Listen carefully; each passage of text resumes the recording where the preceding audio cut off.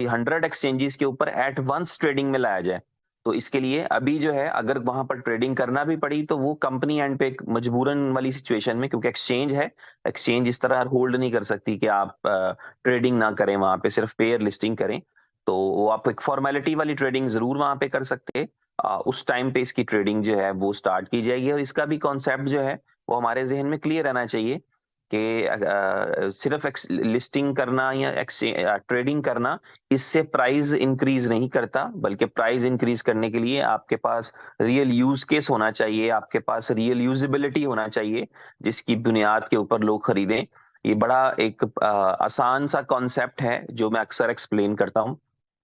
जिस कदर ज्यादा यूजिबिलिटीज का बात की जाती है ना यहाँ पर, बी लव में या BFIC में या इनोवेशन फैक्ट्री के इकोसिस्टम में, अगर ये बन जाए, अगर ये हो जाए, तो आप दुनिया में पहले और इकलौते कॉइन होंगे जो इतनी यूजिबिलिटीज के साथ काम करें। क्योंकि इतनी ज्यादा यूजिबिलिटीज के साथ क्वाइन नहीं आते, क्योंकि लोगों का या जितने भी क्वाइंस आए हैं उन सब का मोटिव जो है वो ये है कि being an asset he trade कराते हैं, और लोग उसको एक स्टोर ऑफ वैल्यू समझकर खरीदते हैं क्वाइंस को, और उनकी यूजिबिलिटी नहीं चाह रहे थे। यानी आप समझें कि एग्जैक्टली बिटकॉइन मॉडल फॉलो हो रहा होता है कि सिर्फ वैल्यू बन जाए हमारी और लोग उसको खरीद के रख लें।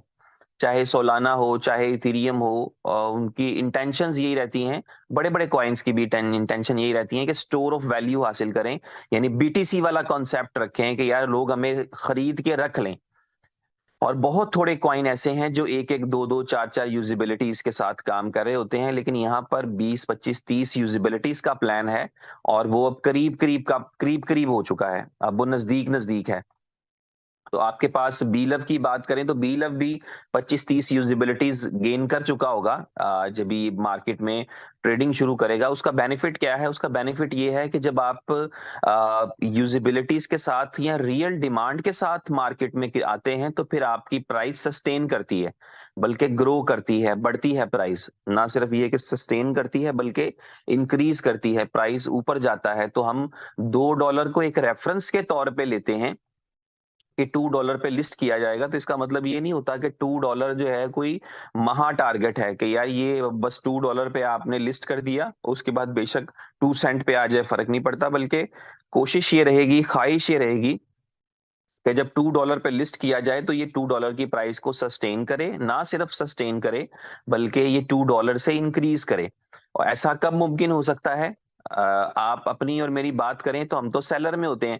जब एक्सचेंज पर लिस्टिंग होगी, आपके पास मेरे पास टोकन है, हम तो सेलर्स में हैं। तो इसका मतलब है हम तो सप्लाई का प्रेशर देने वालों में शामिल हो सकते हैं, लेकिन हम उसकी प्राइस तो इंक्रीज नहीं कर रहे। तो प्राइस इंक्रीज होती है न्यू डिमांड से, प्राइस इंक्रीज होती है आपकी यूजिबिलिटी से।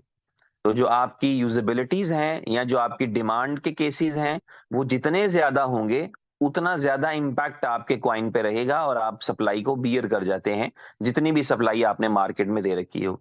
इसीलिए अभी से यूजिबिलिटीज स्टार्ट हो चुकी हुई हैं। अभी जो है वो आपकी बी लव गेम्स के अंदर बी लव टोकन को यूटिलाइज किया जा सकता है, इस्तेमाल किया जा सकता है।